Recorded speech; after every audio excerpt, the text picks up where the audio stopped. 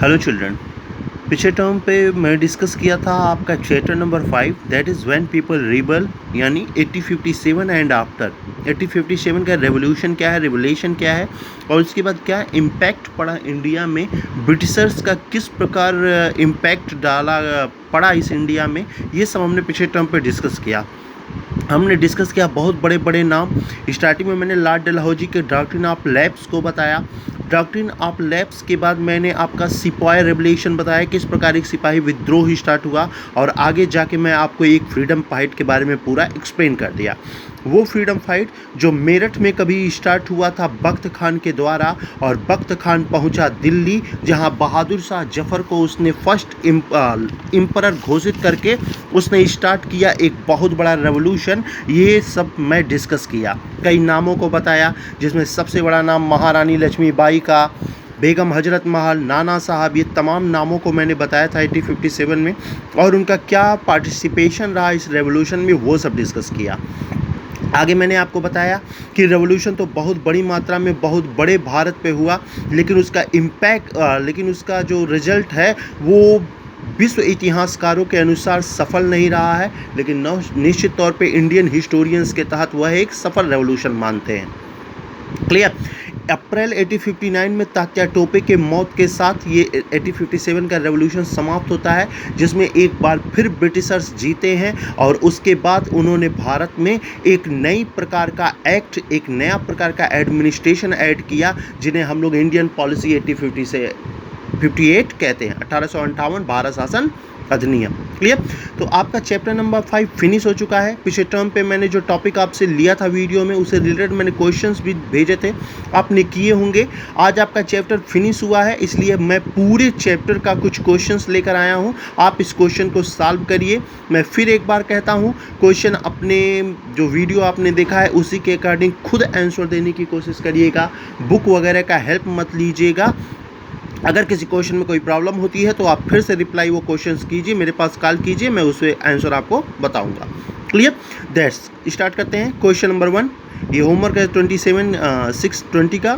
Question number 1, What was the demand of Rani Lakshmibai of Jhansi that was refused by the British?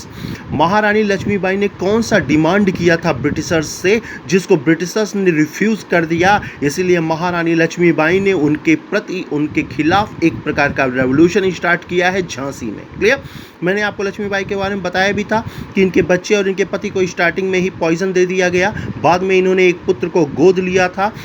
बच्चे को गोद में लिया जाना डॉक्ट्रिन ऑफ लैप्स के अंडर में आ जाता है। तो क्या हुआ, रानी लक्ष्मीबाई ने कौन सा डिमांड किया था और किस प्रकार ब्रिटिश ने रिफ्यूज़ किया, थोड़ा एक्सप्लेन करके मुझे इस क्वेश्चन का आंसर दीजिए। Last one, second one, how did the last Mughal emperor live the last year of his life? बहुत इंपॉर्टेंट क्वेश्चन, बहुत बहादुर शाह जफर के बारे में बड़े अच्छे अच्छे क्वेश्चंस बने हैं, पहले से भी बनते चले आ रहे हैं और आगे भी बनने वाले हैं।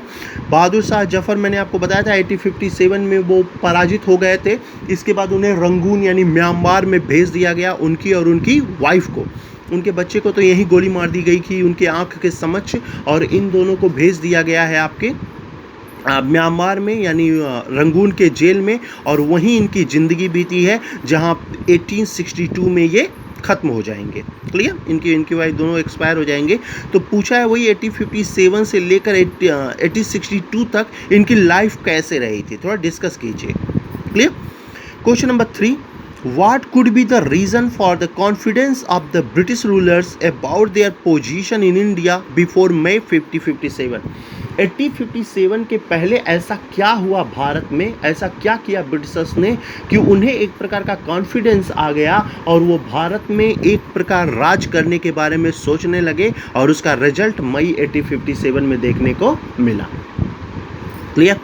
Question number 4, What impact did Bahadur Shah Jafar's support to the revolution have on the people and the ruling families? Clear है।